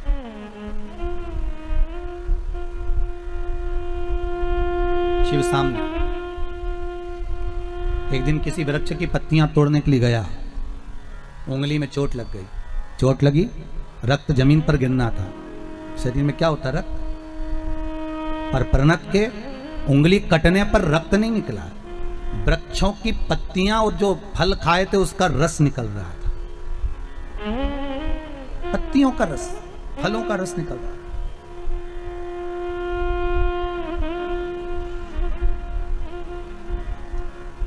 ऋषि के पास में जब उसने देखा कि मेरे रक्त में से, रक्त की जगह पर पत्तियों का रस और फल का रस निकल रहा है, बड़ा खुश हो गया। अब तप साधना करने के बाद अहंकार तो थोड़ा सा ही जाता है, थोड़ा सा। मेरा बहुत निवेदन रहा है हर बार, आज फिर करूंगा। आप कोई बहुत बड़ा आयोजन कर लो, बहुत बड़ा दान कर लो, बहुत बड़ा पुण्य कर लो, बहुत बड़ा सत्कर्म कर लो, बहुत बड़ा भजन कर लो, बहुत बड़ा स्मरण कर लो, पर तुम्हारे मन में अहंकार नहीं आना चाहिए। अहंकार आ गया कि मैंने करवाया, इतना बड़ा कोई नहीं करा सकता था, ऐसा कोई नहीं कर सकता था, तो तुमने जो कराया वो सब पानी में चला गया, उसका फल कुछ नहीं मिलता, उसका फल नहीं मिलेगा। शिव महापुराण का फल क्या है? अहंकार से विहीन हो जाइए। अभी दुर्गापुर में हम कथा कर आए हैं अग्रवाल जी के यहाँ, उनका दूसरी बार फोन आ गया, महाराज गुरुजी से कहो तारीख दीजिए कथा की। खुसरो कथा कर आए तो खुसरो वालों का फोन आ गया, गुरुजी से कहो तारीख दो दूसरी कथा की। शिव महापुराण का पुण्य फल अगर चाहिए, किसी यज्ञ का, अनुष्ठान का, भजन का, कीर्तन का, स्मरण का, कन्या भोज का, भंडारे का पुण्य अगर चाहिए, तो तुम्हारे मुख से यह नहीं निकलना चाहिए कि मैंने इतना बड़ा करा दिया। नहीं, कराने वाला शंकर था, करने वाला बाबा को कराना था, पूर्वजों की कृपा थी, कहीं हमारे माता पिता ने दया कर दी होगी, बाबा ने कथा कर दी होगी। मुख से जब ये निकलेगा तो दूसरी कथा भी बाबा जल्दी से जल्दी करा देगा, क्योंकि वो करा रहा है। हम एक निमित्त मात्र है, केवल एक निमित्त, दूसरा हम है ही नहीं कुछ।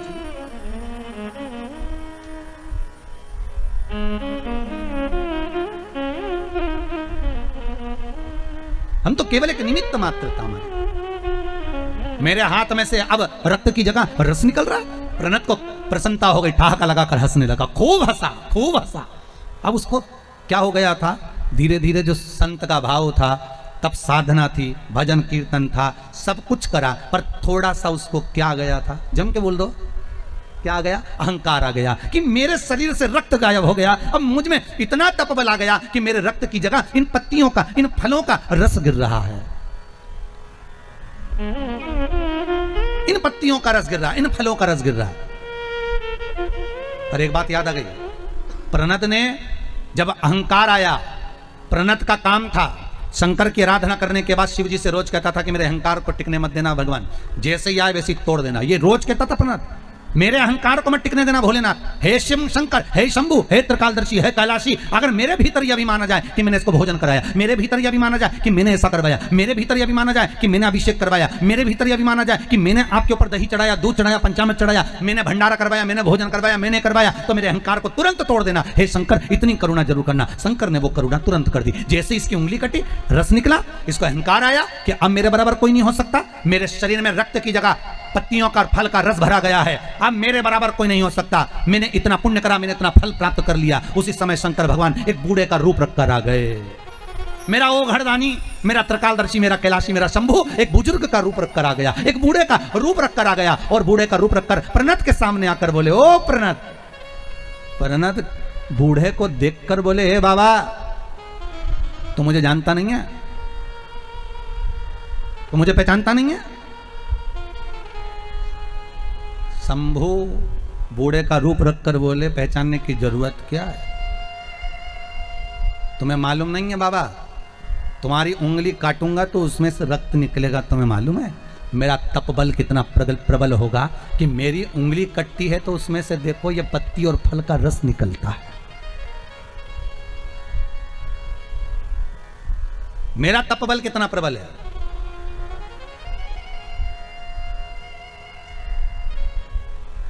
एक बात बहुत ध्यान से सुनना, थोड़ा आप लोगों को लग सकता है बुरा, पर लग जाए तो हमें कोई फर्क नहीं पड़ता बुरा लगने में भी।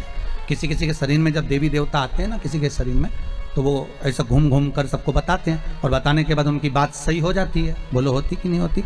कई बार सही हो जाती है। वो सही बात कब तक होती है? जब तक वो घूमने वाले के मन में अहंकार ना आए, लोभ ना आए, आसक्ति ना आए, तृष्णा ना आए। जब उसने कमाई का केंद्र बना लिया, जब उसने लोभ का केंद्र बना लिया, जब उसने कमाई का स्रोत बना लिया, जब उसने अहंकार का स्रोत बना लिया कि मेरे वचन सत्य हो जाते हैं, मैंने ऐसा कर दिया, मेरे यहाँ इतने लोग आते हैं, मेरे संग में ऐसा होता है, तो उसकी वाणी धीरे धीरे समाप्त हो जाती है। उस वचन को भगवान समाप्त कर देते, फिर उस स्थान पर कोई सुख का भान नहीं होता, अहंकार से विहीन हो जाए। ए प्रणत, भगवान शिव बूढ़े का रूप रखकर कर रहे हैं, तो कहता है कि मेरे हाथ में मेरी तप साधना कितनी प्रबल होगी कि पत्ती का रस, फल का रस मेरे हाथों से निकल रहा है। आपका हाथ काटूंगा तो उसमें केवल रक्त निकलेगा, और मेरे हाथ में पत्ती और फल का रस निकल रहा है, मैंने कितनी साधना करी होगी। इतने में शंकर भगवान बूढ़े का रूप रखकर बोले, रे ए बाबा, अरे ओ ऋषि, तेरा भी शरीर जलेगा तो भस्म बनेगा, और मेरा भी शरीर जलेगा तो भस्म बनेगा। ये वृक्ष भी जलेगा तो भस्म बनेगा, और मनुष्य भी जलेगा, जम के बोलो, तो भस्म बनेगा। एक जानवर भी जलेगा तो भस्म बनेगा, एक पत्ती भी जलेगी तो भस्म बनेगा, एक तलातल भी जलेगा तो भस्म बनेगा, एक रसातल भी जलेगा तो बोलते जाओ भस्म बनेगा। एक पशु, पक्षी, जानवर, मनुष्य, जलचर, थलचर, वायुचर, कुछ भी जलेगा तो जलने के बाद केवल भस्म रह जाती है, उसके सिवाय कुछ नहीं रहता। शंकर भगवान के जब शब्द उस प्रणद ने सुने तो उसका अहंकार चले गया। क्या ऐसा होता है कि शरीर में भस्म रह जाती है? शंकर भगवान ने अपनी उंगली काटी और उसमें से भस्म निकलना जब चालू हुई, प्रणद के हाथ में आई, प्रणद ने उस भस्म को लेकर शंकर की उंगली को पकड़ लिया। मेरा महादेव मेरे सामने खड़ा है और मैं पहचान नहीं पाया, इतनी देरी कर दी मैंने पहचानने में। मेरा देव अधिदेव महादेव मेरे सामने और मैं पहचान नहीं पाया। शंकर भगवान अपने असली स्वरूप में आकर कहते हैं, अरे प्रणत, अहंकार जब सिर पर चढ़ जाता है तो भगवान पहचान में नहीं आता है, जब अहंकार जाता है तब शंभु को पहचान आ जाता है। प्रणत ने सबसे पहली भस्म भगवान शंकर को समर्पित करी थी। शिव महापुराण की कथा कहती है, पहला भगत था जो शंकर को भस्म चढ़ाया। क्या नाम था उसका? जम के बोल दो, प्रणत। कभी कोई आपसे पूछ सकता है तो आप उत्तर दे सकते हो। भगत प्रणत ने भस्म शिव को चढ़ाई थी, और शंकर की भी भस्म आरती काशी में, उज्जैनी में होती है। शंकर जी की भस्म आरती हर जगह नहीं होती, और हर जगह करना भी नहीं चाहिए भस्म आरती। आप शंकर जी की धूप आरती कर दो, अगरबत्ती की आरती कर दो, दिया की आरती कर दो, वस्त्र आरती कर दो, रत्न आरती कर दो, आभूषण आरती कर दो, पुष्प आरती कर दो, रुद्राक्ष आरती कर दो, पर शिव जी की आरती, भस्म आरती हर कहीं नहीं करना चाहिए। भस्म आरती का प्रमाण जहां है वहीं पर करना चाहिए। हाँ, शिव जी की रुद्राक्ष आरती भी होती है। 1 मुखी से लेकर 14 मुखी रुद्राक्ष होते हैं। कितने मुखी तक होते हैं? जम के बोलिए। 1 मुखी से लेकर 14 मुखी रुद्राक्ष, जिसमें सर्वश्रेष्ठ रुद्राक्ष होता है 1 मुखी। 3 मुखी रुद्राक्ष बच्चों की पढ़ाई के लिए होता है। जो बच्चा पढ़ने में कमजोर होता है उसको 3 मुखी रुद्राक्ष पहनाया जाता है। 5 मुखी रुद्राक्ष घर के कार्यों को सफलता प्रदान करता है। कोई वस्तु घूम गई है, चाबी नहीं मिल रही, सोने की चेन नहीं मिल रही, कोई अंगूठी घूम गई, कहीं रखा गई, 5 मुखी रुद्राक्ष को चावल की कटोरी में घर के बीच सेंटर में ले जाकर रख दीजिए, खोई हुई वस्तु मिलना प्रारंभ हो जाती है। महाराज 7 मुखी रुद्राक्ष, कोई अगर बहुत गरीब से गरीब व्यक्ति है, ठेला चलाने वाला भी है, 7 मुखी रुद्राक्ष को धारण करता है तो संपदावान बनता है। 11 मुखी रुद्राक्ष, 12 मुखी रुद्राक्ष, 9 मुखी रुद्राक्ष, 10 मुखी रुद्राक्ष, ये बीपी, शुगर, ब्लड प्रेशर के लिए होते हैं। इनको हाथ में माताएं धारण करती हैं, पुरुष लोग पहनते हैं। रुद्राक्ष की महत्वता। कभी कभी अगर मान लो घर में अगर क्लेश ज़्यादा हो, अशांति हो, मन अच्छा नहीं लग रहा हो, या बीमारियां बहुत ऐसा लग रहा है कि कोई बड़ी बीमारी ना घेर ले, तो 5 या 7 दिन तक पानी के लोटे में एक रुद्राक्ष डाल दिया करो। कोई सा भी मुखी रुद्राक्ष पानी के लोटे में डाल दिया और उस पानी को ले जाकर शंकर जी को चढ़ा दिया। अपना नाम बोलकर भगवान शिव का स्मरण कर कर ओम नमः शिवाय, श्री शिवाय नमस्तुभ्यम या महामृत्युंजय मंत्र का स्मरण कर कर आप शंकर को चढ़ा 5-6 दिन चढ़ाओ। आपके मन को अच्छा लगने लगेगा, मन को शीतलता लगेगी, मन को आनंद आएगा। आपको जब रोना आए, आपको लगे कि आज मुझे अच्छा नहीं लग रहा, आज मेरा दिन बड़ा बेकार सजा रहा है, मुझे बिल्कुल बेचैनी हो रही है, नींद नहीं आ रही, बेचैनी बड़ी हुई है, तो एक कटोरी में रुद्राक्ष को डाल दीजिए। कोई सा भी रुद्राक्ष आपके पास है, जो भी असली रुद्राक्ष आपके पास में उसको कटोरी में डाल दो और उस रुद्राक्ष के जल को 5-7 मिनट तक हथेली में रखकर भगवान शंकर का स्मरण कर कर श्री सोमेश्वर महादेव का नाम लेकर उस जल को पी लीजिए। रुद्राक्ष को निकाल कर रख दीजिए। रुद्राक्ष को निकाला और जल को पी लिया। महाराज मन में शीतलता होगी, बेचैनी समाप्त होगी और महाराज शंकर का अनुमोदन।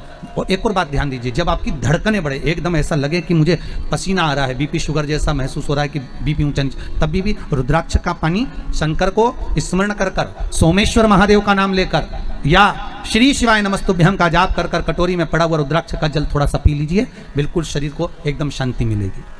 ऊपर नीचे जो बीपी हो रहा होगा थोड़ा आराम लग जाएगा। रुद्राक्ष शंकर का एक स्वरूप, शिव का एक प्रतीक।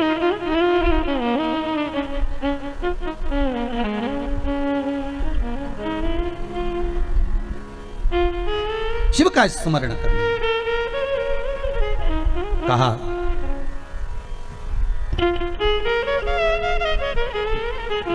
प्रनत अहंकार को छोड़ेगा तो मुझे फिर प्राप्त होगा।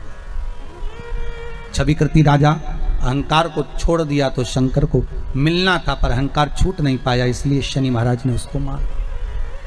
मैना की गोद से पार्वती जो प्रकट हुई, वो पार्वती मैया ने तब साधना कर कर शिव को प्राप्त कर लिया। शंकर और पार्वती का मंगल विवाह हो गया। शिव पार्वती का विवाह कराने का कारण केवल इतना सा था कि तारकासुर का संहार करना। तारकासुर का संहार भगवान शंकर के तेज पुंज से, गंगा के जल से कार्तिकेय जी का प्राकट्य है। पार्वती जी की बड़ी बहन है गंगा, हिमालय राज की बड़ी पुत्री गंगा। कहते हैं जब पार्वती का लेखन स्वयं देव ऋषि नारद ने कहा कि इसको ऐसा पति मिलेगा, ऐसा मिलेगा, और नारद जी ने कहा यदि ये शंकर का स्मरण करे तो शिव पति मिल जाए।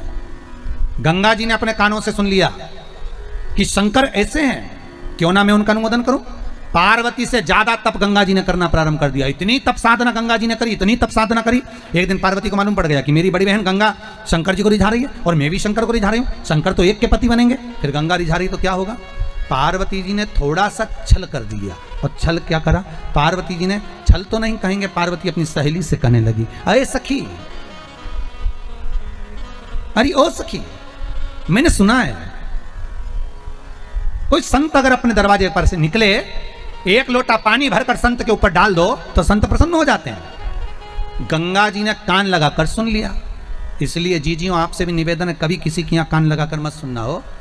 गंगा जी की हालत देखो क्या कर दी वो पार्वती जी ने कान लगाने के चक्कर में। केवल कान लगाने के चक्कर में गड़बड़ हो गई। कभी कभी हो जाता है।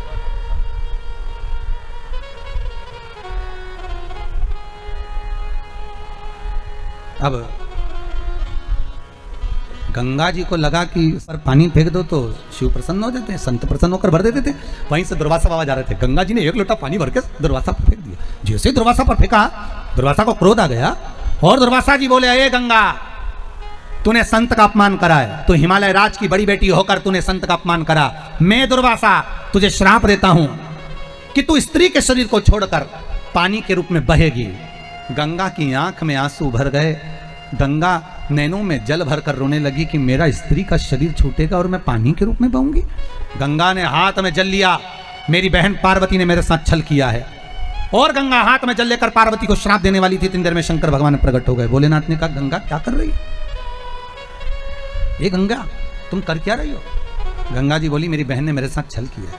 शंकर जी बोले, कौन सा छल किया? उसने अपनी सहेली से कहा था कि किसी संत पर पानी बांट, एक लोटा पानी फेंक दो तो संत प्रसन्न हो जाएंगे, तो मैंने वही करा। तो शंकर भगवान बोले, पार्वती ने तुझसे कहा था कि पानी भर के फेंक दो? नहीं। तो तूने कैसे सुना? तो क्या मैंने कान से सुना? शंकर जी बोले, पार्वती ने अपनी सहेली से बोला था तो तुझे कान लगाने की क्या जरूरत थी? जब दो सखियां, कोई पति पत्नी, कोई भाई भाई, कोई कुटुंब का व्यक्ति, कोई बेटा माता पिता, कोई आपस में बात कर रहे हो तो बहू क्यों कान लगाकर सुन रही है? तुझे क्या करना?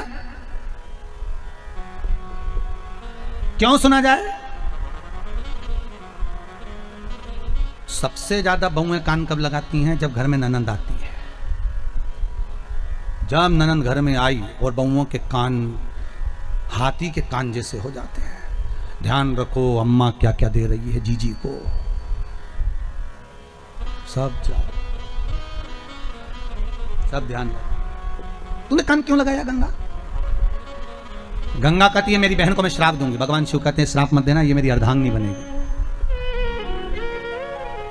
और यदि अर्धांगिनी बनेगी तो इसको श्राप देने की जरूरत नहीं है,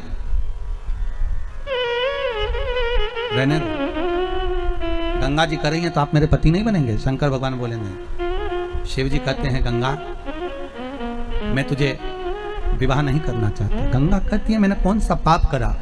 जितना तप पार्वती ने करा उतना तप मैंने करा, फिर आप मेरे से विवाह क्यों नहीं करना चाहते?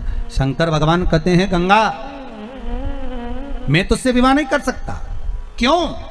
भगवान शिव कहते हैं, गंगा तुझसे इसलिए विवाह नहीं कर सकता क्योंकि तूने पार्वती से ज्यादा तप करा है, तूने पार्वती से ज्यादा साधना करी है, तूने पार्वती से ज्यादा मेरा स्मरण करा है।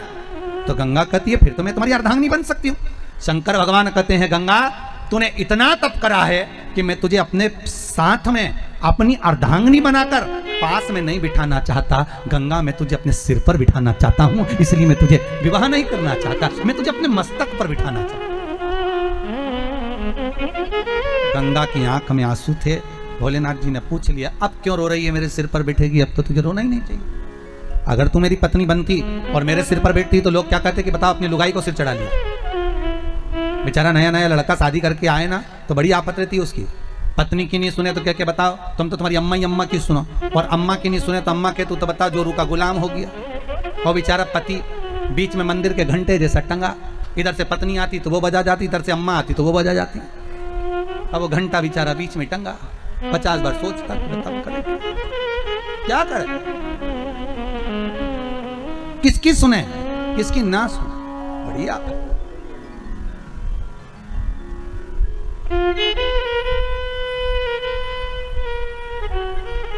अब गंगा मैं तुझे सिर पर बिठाऊंगा। गंगा रो रही, तू रो क्यों रही है? मैं आपसे कुछ वर मांगना चाहती हूँ। शिव जी बोले, मांग ले, तुझे क्या चाहिए? गंगा कहती, पहला वर दीजिए। जब तक किसी की अस्थियां गंगा के जल में पड़ी रहेगी तब तक वो जीवात्मा बैकुंठ में पड़ी रहेगी। शिव जी ने कहा, तथास्तु। दूसरा वर मांग ले। गंगा कहती है, मुझे दूसरा वर दीजिए, आपका और मेरा नाम एक साथ चले, मैं इतना चाहती हूँ। शिव जी ने कहा, तथास्तु। जो गंगा नहाएगा वो हर हर गंगे कहेगा, मेरा नाम तेरे नाम से जुड़ा जाएगा।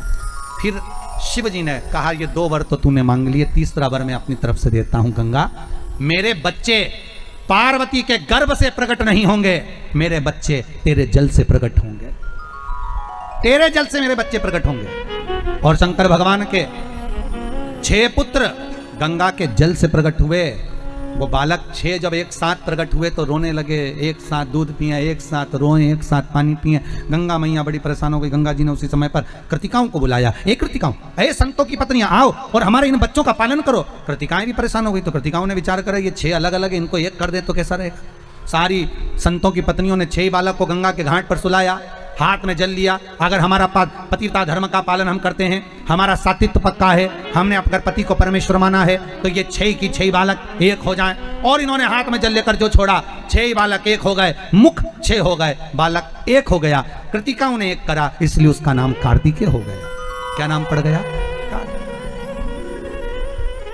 एक बालक। अब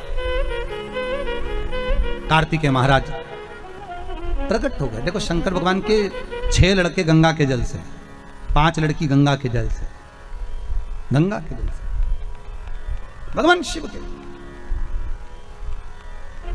शिव आराधना का फल ही है ये। जाओ कार्तिकेय, मां जगज्जननी जगदम्बा माता पार्वती कह रही है कार्तिकेय जाइए और जाकर तारकासुर का संहार करो। तारकासुर को मारने के लिए उसी समय पर कार्तिकेय जी निकल जाते हैं। पर माता कहती है कार्तिकेय सुनो, जाओ, मना नहीं है, संहार करो, तारकासुर का मना नहीं है। पर तारकासुर ने शंकर की आराधना बहुत करी है, शिव की अर्चना बहुत करी है, इसलिए उस तारकासुर को ज्यादा तड़फन ना हो इसका भान रखिएगा।